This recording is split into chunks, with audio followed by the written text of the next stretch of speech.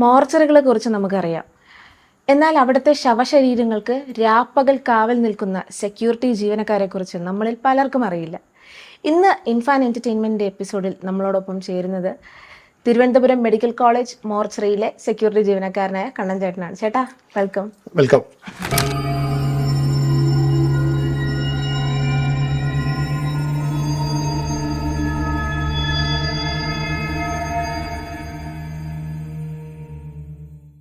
ഈ പൊതുജനം മനസ്സിലാക്കേണ്ട ഒരു കാര്യം, അവരുടെ വൈകാരിക നിമിഷങ്ങളെല്ലാം നമ്മൾ അംഗീകരിക്കുന്നുണ്ട്. പക്ഷേ മോർച്ചറി ജീവനക്കാരനും മനുഷ്യനാണ്. നമ്മുടെ ബാലരാമപുരത്ത് ഒരു കുഞ്ഞിനെ കിണറ്റിൽ വലിച്ചെറിഞ്ഞൊരു സംഭവം ഉണ്ടായിട്ടുണ്ട്. അതിൽ പോലും ആ കുഞ്ഞിൻ്റെ മൃതശരീരം പോസ്റ്റ്മോർട്ടം കഴിഞ്ഞ് ഇറങ്ങി ആ കുഞ്ഞിൻ്റെ മോഹം കണ്ടിട്ട് ഒരുപാട് ദിനങ്ങൾ ആ കണ്ണിൽ നിന്ന് ആ കുഞ്ഞിൻ്റെ മോഹം മായാതെ കിടപ്പുണ്ടായിരുന്നു.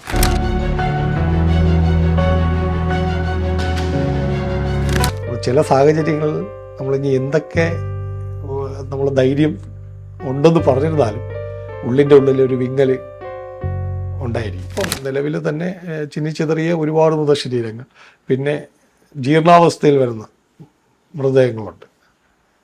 3, 4, 5 ദിവസം പഴക്കമുള്ളത്, 10 ദിവസം പഴക്കമുള്ളത്. അതിൽ നിന്നൊക്കെ 21 വയസ്സായുള്ള ഒരു പയ്യൻ രാവിലെ ഒരു ടൂർ പോയതാണ്. വെളുപ്പിന് ടൂർ പോയി, വണ്ടി ആക്സിഡൻ്റായി. 3 മണിയായപ്പോൾ ആ പയ്യൻ്റെ മൃതദേഹം പോസ്റ്റ്മോർട്ടം കഴിഞ്ഞ് വീട്ടിൽ കൊണ്ടുപോവുകയാണ്. അപ്പം അതാണ് ജീവിതം എന്ന് പറയുന്നത്. ഒരു നിമിഷം, അതായത് നമ്മുടെ ഫോറൻസിക് ഡിപ്പാർട്ട്മെൻറ്റും ഈ മോർച്ചറിയും 2 സെക്ഷനാണ്. നമ്മൾ മോർച്ചറിയിൽ നിന്ന് മൃതദേഹം പോലീസിന് കൈമാറി, പോലീസാണ് ഫോറൻസിക്കിലോട്ട് ഈ പോസ്റ്റ്മോർട്ടം നടപടികൾക്കായിട്ട് മെമ്മോറണ്ടം നൽകുന്നത്. ഇപ്പോൾ നിലവിൽ ഈ ഹാങ്ങിങ്, പോയിസണിങ്, പിന്നെ ആക്സിഡൻറ്റ്, ഇതാണ് കൂടുതൽ വരുന്നത്. പക്ഷേ ഈ ഒരു വർഷത്തിൽ ഒരുപാട് ഹാങ്ങിങ് ഇടക്കാലത്ത് സംഭവിച്ചൊരു കാര്യമാണ്. അതായത് ഒരു ഓൾഡേജ് ഹോമിൽ ഒരു അമ്മയെ കൊണ്ട് ഓൾഡേജ് ഹോമിലാക്കിയിരുന്നൊരു വ്യക്തി, ആ അമ്മ മരണപ്പെടുന്ന സമയത്ത് പുള്ളി ആ മോർച്ചറിയിൽ വന്നിട്ട് പോലും ആ അമ്മയെ ഒന്ന് തൊടുക പോലും ചെയ്യാതെ മാറി നിന്നൊരു സന്ദർഭം ഉണ്ടായിട്ടുണ്ട്. അതൊക്കെ ഒരു മനുഷ്യനെന്ന നിലയിൽ വളരെയധികം ഒരു ഫീലിംഗ് ഉണ്ടായ ഒരു കാര്യമാണ്.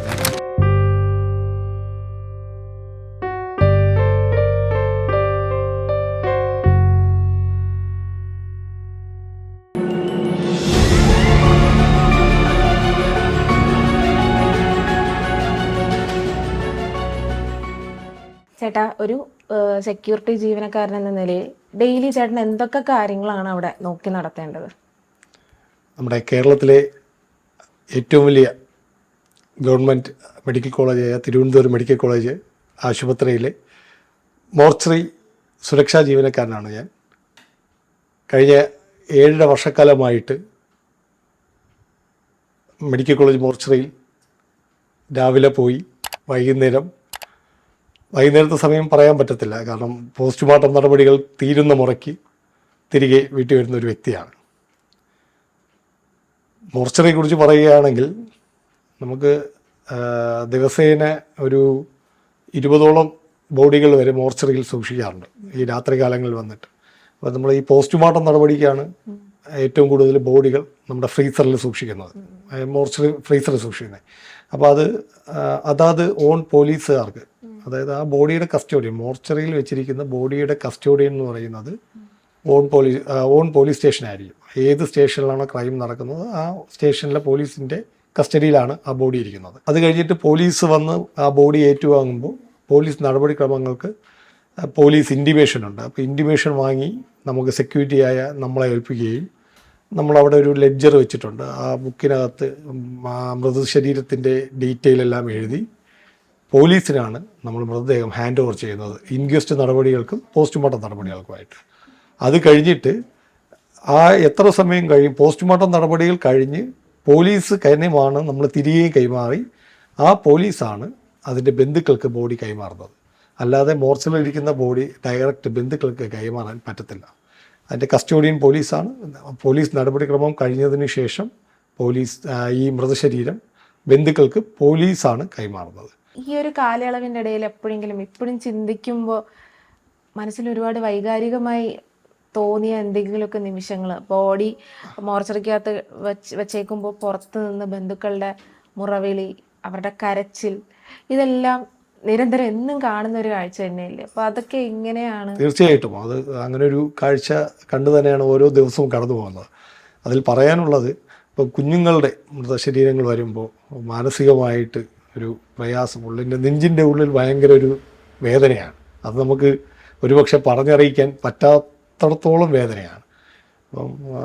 ഇപ്പം ഏറ്റവും അടുത്തായിട്ട് തന്നെ നമ്മുടെ ബാലരാമപുരത്ത് ഒരു കുഞ്ഞിനെ കിണറ്റിൽ വലിച്ചെറിഞ്ഞൊരു സംഭവം ഉണ്ടായിട്ടുണ്ട്.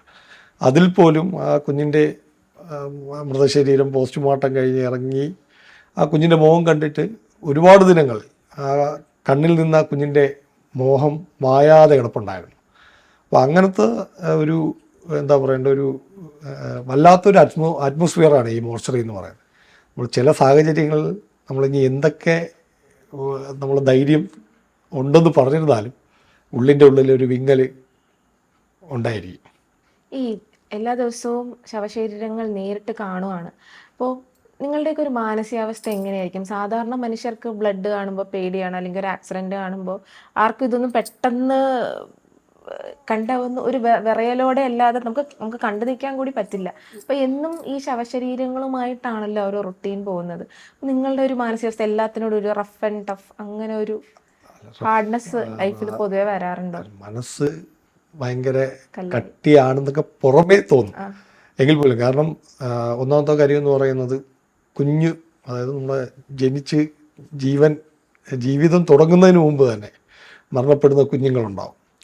പിന്നെ ഈ ആക്സിഡൻറ്റുകളിൽ മരണപ്പെടുന്ന, കാരണം 18 വയസ്സിന് താഴേക്ക് ഒരുപാട് മരണങ്ങൾ. അപ്പോൾ ആ മരണങ്ങൾ നടക്കുന്ന സമയത്ത് ചിലപ്പോൾ ഒറ്റ മകനായിരിക്കാം.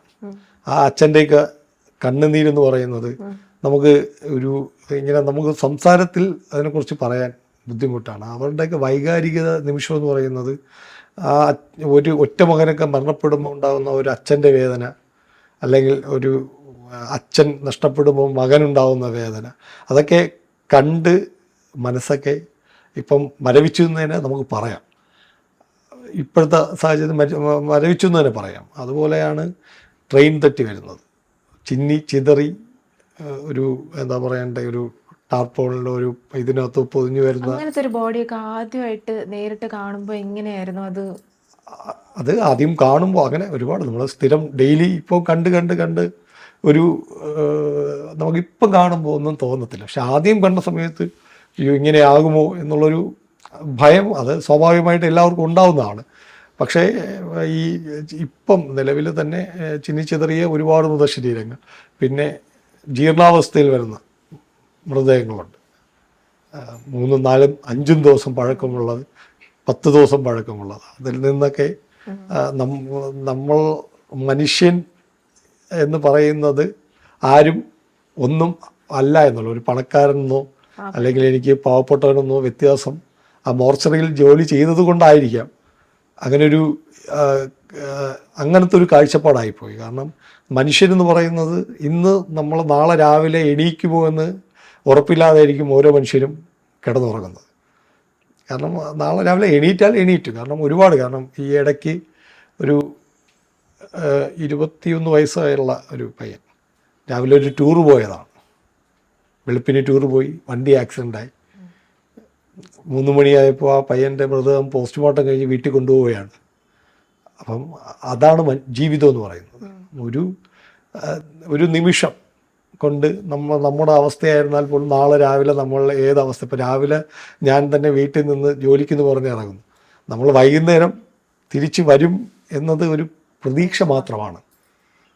അതാണ് ആ മോർച്ചറിയിൽ നിന്ന് ഉൾക്കൊണ്ട പാഠം എന്ന് പറയുന്നത്. കാരണം ഒരുപാട് ഇപ്പം കുഞ്ഞുങ്ങളുടെ കാര്യം തന്നെ, അതായത് ജനിച്ച് വളരെ ദിവസം പ്രായം കുറഞ്ഞ കുഞ്ഞുങ്ങൾ വരെ, ഒരു അമ്മയും അച്ഛനും ആ കുഞ്ഞിനെ എന്ത് കഷ്ടപ്പെട്ടായിരിക്കും ആ ഒരു 10 മാസം കഴിഞ്ഞ് പ്രസവിച്ച് ആ കുഞ്ഞിൻ്റെ മുഖം കണ്ട് ഒരുപാട് കുഞ്ഞുങ്ങൾ ഈ പാലൊക്കെ മണ്ട കയറി അവിടെ വരുന്നുണ്ട്. പക്ഷെ അതൊക്കെ കാണുമ്പോൾ സ്വാഭാവികമായിട്ടും നമ്മുടെ ഉള്ളിൽ വളരെയധികം പുറത്ത് പറയാൻ പറ്റുന്നതിനപ്പുറം മറ്റൊരു മാനസികാവസ്ഥയിലോട്ട് പോകാറുണ്ട്. എത്തരത്തിലുള്ള മരണങ്ങളാണ് ഏറ്റവും അധികം സംഭവിച്ചത്? ബോഡികൾ കൂടുതൽ വരുന്നത് എത്തരത്തിലുള്ള മരണങ്ങൾ സംഭവിച്ചിട്ടായിരിക്കും?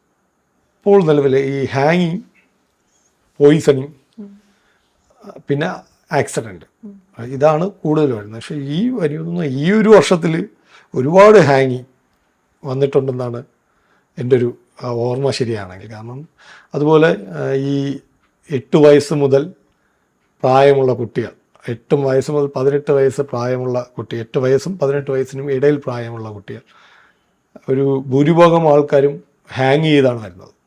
അപ്പോൾ അതൊക്കെ യഥാർത്ഥത്തിൽ നമ്മുടെ പൊതു സമൂഹം ചർച്ച ചെയ്യേണ്ട ഒരു വിഷയമാണ്.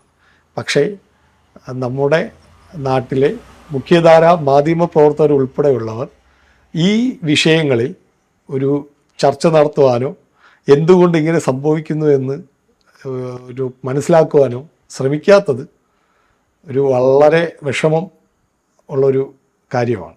കാരണം 8 വയസ്സായ ഒരു കുട്ടി സ്വന്തമായി ഏത് മാനസികാവസ്ഥയിലാണ് ഇങ്ങനെയൊരു ഹാങ്ങിങ് പോലുള്ള ഒരു കാര്യം ചെയ്യുന്നത്, അതിനെക്കുറിച്ച് ഒരു പഠനമോ അല്ലെങ്കിൽ അത് ഒരു എന്താ പറയുന്നത്, ഒരു പഠനം നടത്തി അത് എന്തുകൊണ്ട് കുട്ടികളിൽ ഇങ്ങനെ ഒരു അവസ്ഥ വരുന്നു എന്ന് പഠിക്കാൻ വേണ്ടി തീർച്ചയായിട്ടും എല്ലാവരും അതിനെക്കുറിച്ചൊന്ന് ചർച്ച ചെയ്യേണ്ട കാലം അതിക്രമിച്ചു പോയി. കാരണം ഞങ്ങളത് കണ്ട് സത്യം പറഞ്ഞാൽ വളരെയധികം വിഷമമുണ്ട്. കാരണം ഒരു അച്ഛൻ ഒരു കുട്ടിയെ വളർത്തുന്നതേ 8 വയസ്സ് വരെയും 18 വയസ്സ് വരെയൊക്കെ വലിച്ചൊരു നിസ്സാര കാര്യങ്ങൾക്കൊക്കെയാണ് ഈ കുട്ടികൾ ഹാങ്ങിങ് ചെയ്യുന്നത്. 8 വയസ്സായ കുട്ടിക്ക് എങ്ങനെ സ്വന്തമായിട്ട് ഒരു കുരുക്കിടാൻ പറ്റും? നമ്മൾ ചർച്ച ചെയ്യേണ്ട കാര്യമാണ് അതൊക്കെ. പക്ഷെ അത് നമ്മളകത്ത് ഏറ്റവും കൂടുതൽ നമ്മുടെ ഈ കാലഘട്ടത്തിലെ സോഷ്യൽ മീഡിയ, മൊബൈൽ ഉപയോഗം അതിനൊക്കെ ഒരു പരിധിവരെ കാരണമെന്നാണ് എൻ്റെ അവിടുത്തെ ജീവിതാനുഭവം കൊണ്ട് പറയാനുള്ളത്. ഈയിടെ ChatGPT ചാറ്റ് ചെയ്തിട്ട് ആ കുട്ടിക്ക് മരിക്കണം എന്ന് പറഞ്ഞ് അതിനോട് സംസാരിച്ചപ്പോൾ അതിന് കൂടുതൽ പ്രേരണ നൽകുകയും വീട്ടുകാരോട് ഇത് പറയാതെ എങ്ങനെ ചെയ്യാമെന്ന് ഐഡിയാസ് കൊടുക്കുകയും ഒക്കെ ചെയ്ത് ആ കുട്ടി പിന്നീട് മരിച്ചു. അത് വലിയ കേസും വിവാദമൊക്കെ ആയി.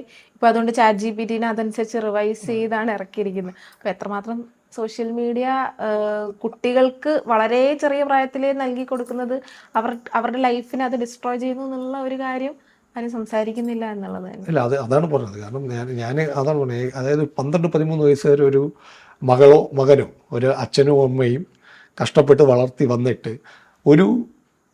ഒരു പെട്ടെന്ന് ആ കുട്ടി സൂയിസൈഡ് ചെയ്യുമ്പോൾ ആ അച്ഛൻ്റെ അമ്മയുടെ മാനസികാവസ്ഥ എന്ന് പറയുന്നത് നമുക്ക് പറഞ്ഞറിയിക്കാൻ പറ്റത്തില്ല. ആ അച്ഛനൊക്കെ അവിടെ വന്ന് നെഞ്ചുരി നിൽക്കുന്നത് നമ്മൾ കണ്ടിട്ടുണ്ട്. അപ്പം അതിനെക്കുറിച്ച് പൊതുസമൂഹം ചർച്ച ചെയ്യണം എന്നാണ് എൻ്റെ ഒരു അഭിപ്രായം. ഈ ബോഡി ആരും ഏറ്റുവാങ്ങാനില്ലാത്ത അവസ്ഥകളൊക്കെ ഉണ്ടാവാറുണ്ടോ? ഇഷ്ടംപോലെ ഉണ്ടാവാറുണ്ട്. കാരണം ബോഡി ഏറ്റുവാങ്ങാത്തെന്ന് പറഞ്ഞാൽ അൺക്ലെയിംഡ് ബോഡീസായിട്ട് മോർച്ചറിയിൽ ബോഡികൾ സൂക്ഷിക്കാറുണ്ട്. പിന്നെ അച്ഛനും അമ്മയും ചിലപ്പോൾ സാമ്പത്തികമായിട്ട് പിന്നോക്ക് നിൽക്കുന്നവർ അവർക്ക് ബോഡി വേണ്ട എന്ന് പറഞ്ഞ് മോർച്ചറി തന്നെ സൂക്ഷിക്കുന്ന ഒരവസ്ഥയുണ്ട്. അത് ഓൺ പോലീസ് സ്റ്റേഷനിൽ പോലീസുകാരാണ് ആക്ച്വലി അതിൻ്റെ NOC തന്നിട്ട് നമ്മളത് കോർപ്പറേഷൻ മുഖാന്തരം ഡിസ്പോസ് ചെയ്യുകയാണ് ചെയ്യുന്നത്. ഈ അൺക്ലെയിംഡ് ബോഡീസ് വരും. ഈ അൺക്ലെയിം ബോഡീസിൽ ഇപ്പം ബോഡി തിരിച്ചറിയാൻ സാധിക്കാതെയൊക്കെ വന്നിട്ട് സ്വന്തം കുട്ടിയാണോ എന്നറിയാൻ വേണ്ടി മോർച്ചറിയിലേക്ക് കയറി ഐഡന്റിഫിക്കേഷൻ നടത്തി കഴിഞ്ഞ ശേഷം തൻ്റെ ആരും അല്ല എന്ന് തിരിച്ചറിഞ്ഞ സന്തോഷത്തോടു കൂടിയൊക്കെ ഇറങ്ങിപ്പോയ അങ്ങനത്തെയൊക്കെ സാഹചര്യങ്ങളുണ്ട്. അങ്ങനെ ഉണ്ടാവാറുണ്ട്. കാരണം ഈ നമുക്ക് ഒരുപാട് കാരണം ഈ തിരുവനന്തപുരം മെഡിക്കൽ കോളേജിൽ എന്ന് പറയുന്നത് ഒരുപാട് 48 ബോഡി സൂക്ഷിക്കാനുള്ള ഫ്രീസറാണ്. നമുക്ക് ഒരുപാട് അൺക്ലെയിംഡ് ബോഡീസ് വരാറുണ്ട് ഈ തിരുവനന്തപുരം ജില്ല, കൊല്ലത്തിൻ്റെ പകുതി ഭാഗത്ത് വരെ. അപ്പം പലരും കേരളത്തിലെ ഏറ്റവും വലുപ്പമുള്ള mortuary Thiruvananthapuram medical college mortuary തന്നെയാണ്. കാരണം 48 ബോഡിയാണ് അവിടെ സൂക്ഷിക്കാൻ പറ്റുന്നത്. അപ്പോൾ നമുക്ക് അൺക്ലെയിംഡ് പോലീസുകാർ ഈ പത്രത്തിലൊക്കെ പരസ്യം കൊടുത്തിട്ട് ആൾക്കാർ വന്ന് ഐഡൻറ്റിഫൈ ചെയ്യാൻ വരാറുണ്ട്. ഒരുപാട് പേര് വരാറുണ്ട്. അപ്പം ചിലവർ വന്ന് കാരണം ഇത്രയും നാളിന് ശേഷം ഈ 10-15 വർഷം ഇങ്ങനെ വീട്ടുകാരിൽ നിന്ന് പിണങ്ങി പോകുന്ന ആളുകളൊക്കെ ഉണ്ടാവും. അപ്പം അവരെ ഈ പത്രത്തിൽ പരസ്യം കണ്ടിട്ട് ബന്ധുക്കൾ വന്ന് ഐഡൻറ്റിഫൈ ചെയ്ത് കൊണ്ടുപോകുന്ന ഒരുപാട് സംഭവങ്ങൾ ഉണ്ടായിട്ടുണ്ട്. എപ്പോഴെങ്കിലും ചേട്ടൻ അവിടെ നിന്നിട്ട് ആരുടെയെങ്കിലും ഒക്കെ അവിടുത്തെ ഒരു പെരുമാറ്റം കണ്ടിട്ട് ബന്ധുക്കളുടെയോ മക്കളുടെയോ ഒക്കെ പെരുമാറ്റം കണ്ടിട്ട് ദേഷ്യം വന്നിട്ടുണ്ടോ? തീർച്ചയായിട്ടും. കാരണം ദേഷ്യം എന്ന് പറഞ്ഞാൽ ഈ ഈ ഇടക്കാലത്ത് സംഭവിച്ചൊരു കാര്യമാണ്. അതായത് ഒരു ഓൾഡ് ഹോമിൽ ഒരു അമ്മയെ കൊണ്ട് ഓൾഡ് ഹോമിലാക്കിയിരുന്ന ഒരു വ്യക്തി, ആ അമ്മ മരണപ്പെടുന്ന സമയത്ത് പുള്ളി ആ മോർച്ചറിയിൽ വന്നിട്ട് പോലും ആ അമ്മയെ ഒന്ന് തൊടുക പോലും ചെയ്യാതെ മാറി നിന്നൊരു സന്ദർഭം ഉണ്ടായിട്ടുണ്ട്.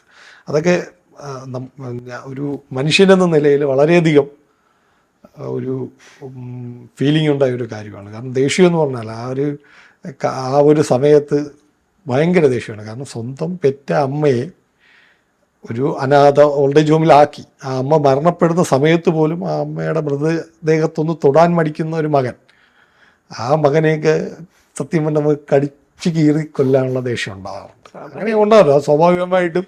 അത് നമ്മുടെ ഇപ്പോഴത്തെ കാലഘട്ടത്തിൻ്റെ കുഴപ്പമായിരിക്കാം. കാരണം സ്വന്തം അത് നമ്മളിങ്ങനെ നമ്മൾ ആലോചിക്കും തോറും നമ്മുടെ മനസ്സിനതൊരു ആ പുള്ളിയെ കാണുമ്പം ദേഷ്യം അങ്ങ് വരും. പക്ഷെ നമുക്കത് പ്രകടിപ്പിക്കാൻ പറ്റത്തില്ല.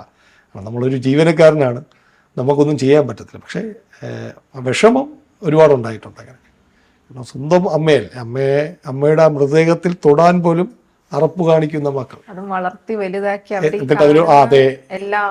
ആക്കി തീർത്തിട്ട് ആ അമ്മയെ ഓൾഡ് ഹോമിലാക്കിയിട്ട് മരണപ്പെടുന്ന സമയത്ത് വന്ന് തിരിഞ്ഞു ആ മോർച്ചറിയിൽ വന്നിട്ട് പോലും ആ അമ്മയുടെ മൃതദേഹത്ത് വന്ന് എടുത്തു വെക്കാൻ പോലും സഹായിക്കാതെ മാറി നിൽക്കുന്ന ആൾക്കാർ. വേദന എന്താണെന്ന് അറിയില്ല, അവരുടെ മക്കൾ ചെയ്താൽ മാത്രമേ തീർച്ചയായും.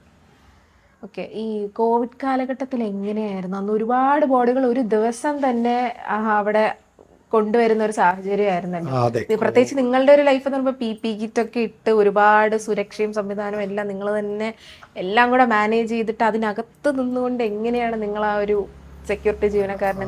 നമ്മുടെ എന്താ പറയണ്ട, ഈ മരണപ്പെട്ടിട്ട് ബന്ധുക്കൾ ഏറ്റെടുക്കാത്ത ഒരുപാട് ബോഡികൾ, അത് കുറേ സന്നദ്ധ പ്രവർത്തകർ, നമ്മളതിലെല്ലാവരെയും വളരെയധികം എല്ലാവരോടും നന്ദി പറയേണ്ട കാര്യമാണ്. കാരണം ഒരുപാട് സന്നദ്ധ പ്രവർത്തകർ വന്നിട്ടാണ് ഈ മൃതശരീരം ഏറ്റുവാങ്ങാൻ വേണ്ടി ഒരു PPE കിറ്റ് ഇട്ട് കൊണ്ടുപോയി മനുഷ്യരെല്ലാം ഒന്നിച്ചു നിന്ന ഒരു. അതെ തീർച്ചയായിട്ടും. ആ സമയത്ത് ഒരുപാട് കാര്യങ്ങളുണ്ട്. പിന്നെ ആ സമയത്ത് എന്താ പറയണ്ടേ, സുഗതകുമാരി ടീച്ചർ കോവിഡ് വന്നാണ് മരണപ്പെടുന്നത്. ആ സമയത്ത് ഒരു നിയോഗം പോലെ ടീച്ചറോടെ മൃതശരീരത്തോടൊപ്പം ഞാനും പോയിട്ടുണ്ട്. അവിടെ ശ്മശാനം വരെ ഞാനും കൂടെ പോയിട്ടുണ്ടായിരുന്നു. നമ്മൾ അവിടുത്തെ അന്നത്തെ ഇപ്പോഴത്തെ വാർഡ് കൗൺസിലർ DR അനിൽ പുള്ളിയൊക്കെ പുള്ളിയും എല്ലാം കൂടി വന്ന് നമ്മൾ തന്നെയാണ് മോർച്ചറിയിൽ നിന്ന് ബോഡി ശാന്തി കവാടത്തിലെല്ലാം കൊണ്ടുപോയത്. അത് ഒരു ജീവിതത്തിൽ ഇപ്പോഴും മറക്കാനാവാത്തൊരു നിമിഷമാണ്. കാരണം സുഗതകുമാരി ടീച്ചറിനെ പോലുള്ളൊരു കവിയത്രി, ഒരു എഴുത്തുകാരിയുടെ മൃതദേഹം നമ്മുടെ ആ ഒരു സാഹചര്യത്തിൽ നമ്മൾ അവിടെ നിന്ന് ഏറ്റുവാങ്ങി അങ്ങോട്ട് കൊണ്ടുപോകുക എന്ന് പറയുന്നത് വലിയൊരു കാര്യമാണ്. ആരെങ്കിലുമൊക്കെ ഇങ്ങനെ ഇത്തരം അനുഭവങ്ങൾ പറഞ്ഞിട്ടുണ്ടോ? ഞാൻ ഇങ്ങനെ കണ്ടു, എനിക്ക് സൗണ്ട് കേട്ടു, പേടിയായി, രാത്രി നിൽക്കാൻ പേടിയുള്ള ആൾക്കാർ, അങ്ങനെയൊക്കെ? ഇല്ല, അങ്ങനെ ഒരു തമാശ രൂപേണ വേണമെങ്കിൽ പറയാം. നമ്മുടെ കൂട്ടത്തിലുള്ള ഒരു സെക്യൂരിറ്റി ഈ മോർച്ചറിയുടെ ഡോറ് തുറക്കുന്ന സമയത്ത് ഒരു അകത്തൊരു എയർ സക്കി, അപ്പം നമ്മൾ ഡോറ് തുറക്കുമ്പോൾ അകത്തോട്ട് ഇങ്ങനെ വലിച്ചായിരിക്കും, അകത്തോട്ടായിരിക്കും വലിക്കുന്നത്. അപ്പം നമ്മുടെ ആ ഒരു സുഹൃത്ത്, നമ്മുടെ ഒരു സെക്യൂരിറ്റിയാണ്, സുഹൃത്ത് ചെന്നിങ്ങനെ ഡോറ് തുറന്ന ഡോറങ്ങ് വലിച്ചങ്ങ് അകത്തോട്ട് പിടിച്ചു. അപ്പം പുള്ളി അങ്ങ് പേടിച്ച് അവിടെ നിന്ന് ഓടി ഒരു കിലോമീറ്റർ അപ്പുറത്ത് നിർത്തി ചെന്നിട്ടാ പുള്ളി ഓട്ടം നിർത്തിയത്. അങ്ങനത്തെ ഒരു രസകരമായ കാര്യങ്ങളും അവിടെ സംഭവിച്ചിട്ടുണ്ട്.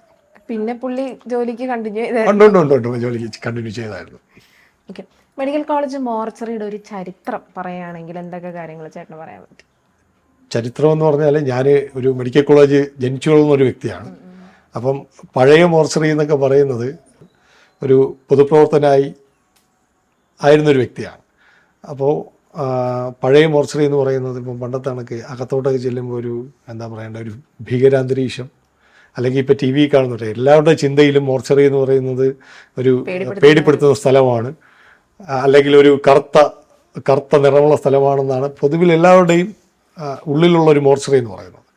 അപ്പോൾ ഞാനിവിടെ ഈ ജോലിക്ക് കയറി മോർച്ചറിയിൽ സുരക്ഷാ ജീവനക്കാരനായി കയറി കുറച്ച് നാൾക്ക് ശേഷം ഈ പറയുന്ന ഇത് തന്നെയാണ്, അവിടുത്തെ ഡെയിലി നമ്മൾ പല മാനസികാവസ്ഥയിലുള്ള ആളുകളെയും നമ്മൾ പല പല രീതിയിലുള്ള മൃതശരീരങ്ങളും കണ്ട് നമ്മുടെയൊക്കെ ഒരു മാനസികാവസ്ഥ മറ്റൊരു തലത്തിലോട്ട് പോയിട്ടുണ്ടായിരുന്നു.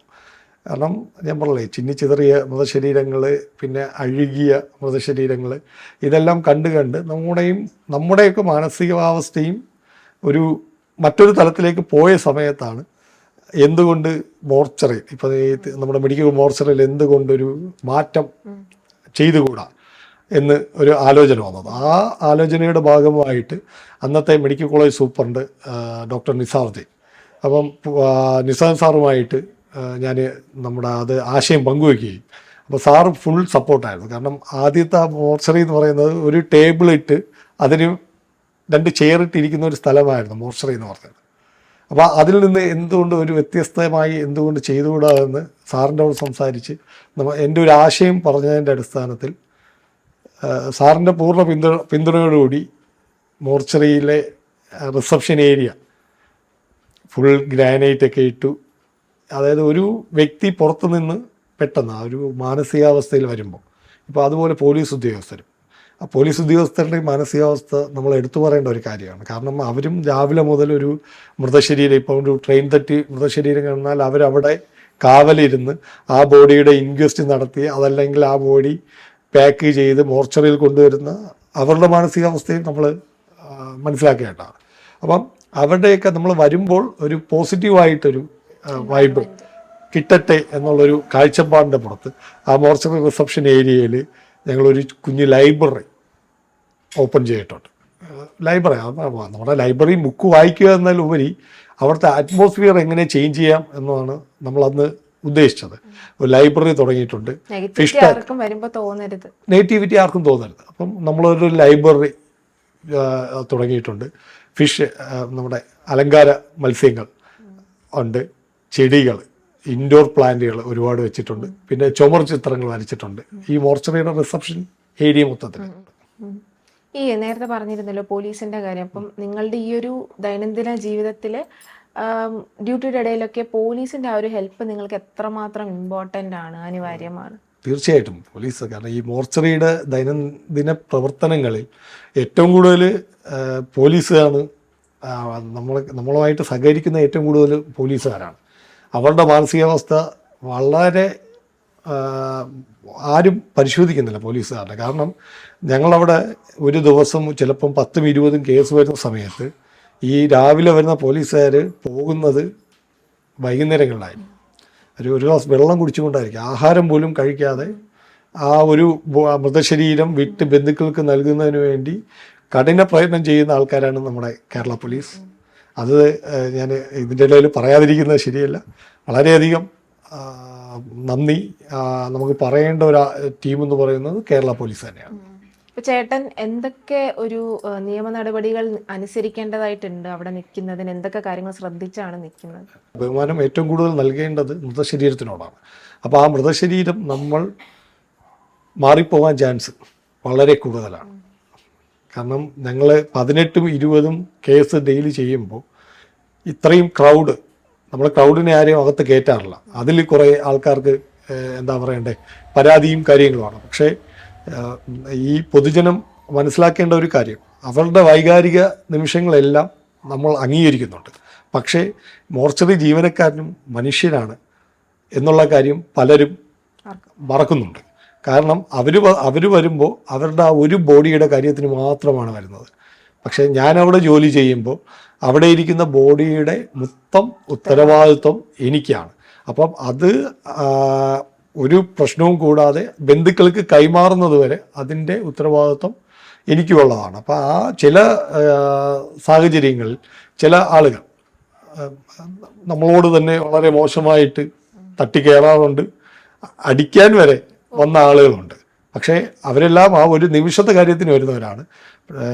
അവിടുത്തെ മോർച്ചറി സുരക്ഷാ ജീവനക്കാരൻ എന്ന നിലയിൽ ആ ബോഡി തിരിച്ചു പോകുന്നവരെ ബന്ധുക്കളുടെ കയ്യിൽ ഏൽപ്പിക്കുന്നത് വരെയുള്ള ഉത്തരവാദിത്വം എനിക്കാണ്. അപ്പോൾ അതുകൊണ്ട് അതിന്മേൽ കുറേയൊക്കെ പരാതികളും ഇതൊക്കെ വന്നിട്ടുണ്ട്. പക്ഷേ അതിൽ സഹായം പോലീസിൻ്റെ ഭാഗത്ത് നിന്ന് വളരെ നല്ല രീതിയിലുള്ള സഹായമാണ്. ഇപ്പോൾ മോർച്ചറി ഇരിക്കുന്ന ബോഡി കാണാതെ പോവില്ല എന്ന് പറഞ്ഞ് മണിക്കൂറുകൾ അല്ലെങ്കിൽ ദിവസങ്ങളൊക്കെ പുറത്ത് അങ്ങനെ തന്നെ നിന്ന് നിങ്ങൾ പിടിച്ചു മാറ്റി വീട്ടിലേക്ക് പറഞ്ഞയക്കേണ്ടുന്ന രീതിയിലുള്ള സാഹചര്യങ്ങളൊക്കെ ഉണ്ടാവാറുണ്ടോ? അല്ല, അങ്ങനെയല്ല. നമ്മുടെ അതായത് മെഡിക്കൽ കോളേജ് മോർച്ചറിക്കകത്ത് ഒരു മൃതശരീരം വെച്ച് കഴിഞ്ഞാൽ അതിൻ്റെ കസ്റ്റോഡിയം പിന്നെ പോലീസാണ്. അതിൽ പിന്നെ ഇനി എത്ര വലിയ ആളുകൾ വന്നിരുന്നാലും ആ ബോഡി കാണിക്കുവാനോ ഒന്നും സമ്മതിക്കത്തില്ല.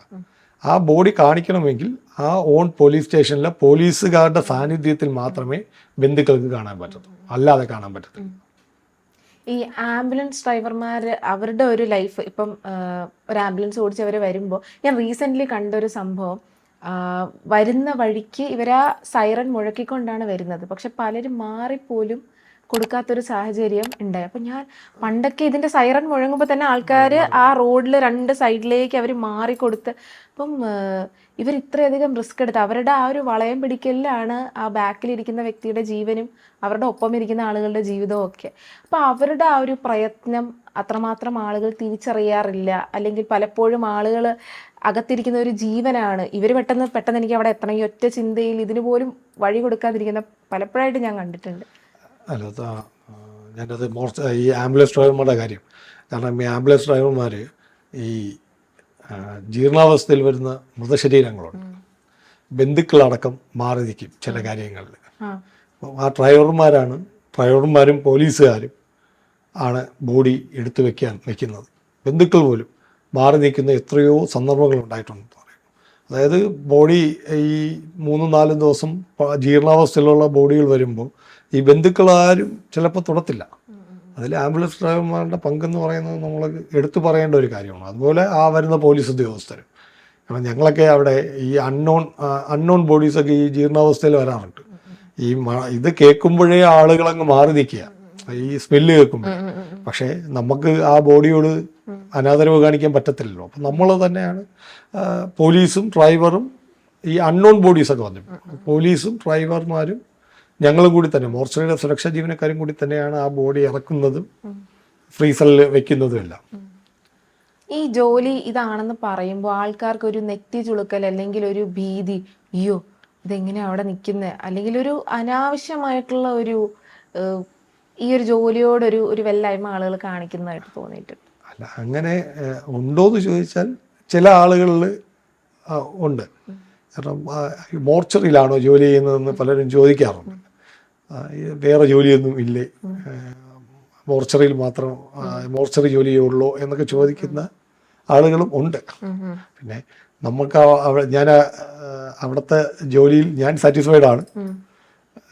ഞാൻ ഇത്രയും 7 വർഷമായി ജോലി ചെയ്യുന്നു, ഞാൻ സാറ്റിസ്ഫൈഡ് ആണ്. നമ്മൾ മറ്റുള്ളവരുടെ ഒരു എന്താ പറയണ്ടേ, മറ്റുള്ളവരുടെ കാഴ്ചപ്പാടിൽ എന്ത് തോന്നിയിരുന്നാലും എൻ്റെ കാഴ്ചപ്പാടിൽ അതൊരു തെറ്റായി തോന്നുന്നില്ല. ഫോറൻസിക്കിന്റെ ഒരു സഹായം നിങ്ങൾക്ക് എത്രമാത്രം ഒരു സപ്പോർട്ട് കിട്ടാറുണ്ട്? അതായത് നമ്മുടെ ഫോറൻസിക് ഡിപ്പാർട്ട്മെൻറ്റും ഈ മോർച്ചറിയും 2 സെക്ഷനാണ്. നമ്മൾ മോർച്ചറിയിൽ നിന്ന് മൃതദേഹം പോലീസിന് കൈമാറി പോലീസാണ് ഫോറൻസിക്കിലോട്ട് ഈ പോസ്റ്റ്മോർട്ടം നടപടികൾക്കായിട്ട് മെമ്മോറണ്ടം നൽകുന്നത്. പിന്നെ സഹായം എന്ന് പറയുന്നത് ഫോറൻസിക്കിലെ എല്ലാ ഡോക്ടർമാരും, ഫോറൻസിക് ഇപ്പോഴത്തെ HOD തങ്കമ്മ മാഡം, പിന്നെ മോർച്ചറിക്ക് ചുമതലയുള്ള ഫോറൻസിക്കിൻ്റെ ഡോക്ടർമാരുണ്ട്, ഡോക്ടർ മനോജ് സാറ്, പിന്നെ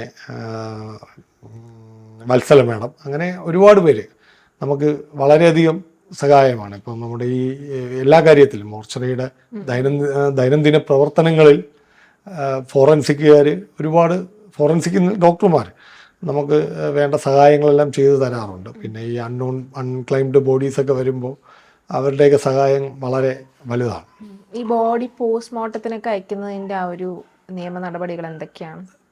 പോസ്റ്റ്മോർട്ടത്തിന് കയറ്റുന്ന നിയമ നടപടി എന്ന് പറയുന്നത്, നമ്മൾ ബോഡി പോലീസിലാണ് ഹാൻഡ് ചെയ്യുന്നത്. പോലീസ് ആദ്യം ഇൻക്വസ്റ്റ് നടത്തും, ദേഹപരിശോധന, അതായത് മൃതശരീരത്തിൻ്റെ ദേഹപരിശോധന നടത്തി മെമ്മോറാണ്ടം തയ്യാറാക്കി അകത്ത് ഫോറൻസിക് ഡിപ്പാർട്ട്മെൻ്റ് ഉണ്ട് മോർച്ചറിക്കകത്ത്, അവിടെ ഒരു ടെക്നീഷ്യനുണ്ട്, അവരെ ഏൽപ്പിക്കും. അവരതിനുശേഷം ഡോക്ടർ റെഡിയായി, പിന്നെ ബാക്കിയെല്ലാം ഫോറൻസിക് ഡിപ്പാർട്ട്മെൻറ്റിൻ്റെ നടപടിക്രമങ്ങളാണ്. എല്ലാം കഴിഞ്ഞ് ബോഡി തിരിച്ച് നമുക്ക് തരുന്നു, നമ്മളത് പോലീസിനെ ഹാൻഡ് ഓവർ ചെയ്ത് ബന്ധുക്കൾക്ക് കൈമാറുന്നു. അതാണ് അതിൻ്റെ ഒരു നടപടിക്രമം. ചേട്ടൻ ഈ ഒരു ജോലിക്ക് കയറുന്നത് കല്യാണത്തിന് ശേഷമാണോ അതോ? അല്ല, കല്യാണം കഴിഞ്ഞതിന് ശേഷമാണ്. കല്യാണം കഴിഞ്ഞ് ഒരു 2 വർഷം കഴിഞ്ഞതിന് ശേഷമാണ് ജോലിക്ക് കയറിയിട്ടുള്ളത്. എപ്പോഴെങ്കിലും വൈഫ് ഒരു പേടി പറഞ്ഞിട്ടുണ്ടോ? അയ്യോ വൈഫ് മോർച്ചറിയിലല്ലേ? പേടി പറഞ്ഞിട്ടുണ്ടോയെന്ന് ചോദിച്ചാൽ, മോർച്ചറിയിൽ ജോലി എന്ന് പറഞ്ഞപ്പോൾ ആദ്യം ചോദിച്ചു, "അയ്യോ ചേട്ടാ എങ്ങനെ അവിടെ ചെന്ന് നിൽക്കും, ഇതൊക്കെ കാണുമ്പോൾ പേടിയാവത്തില്ലേ" എന്നൊക്കെ ചോദിക്കാറുണ്ട്.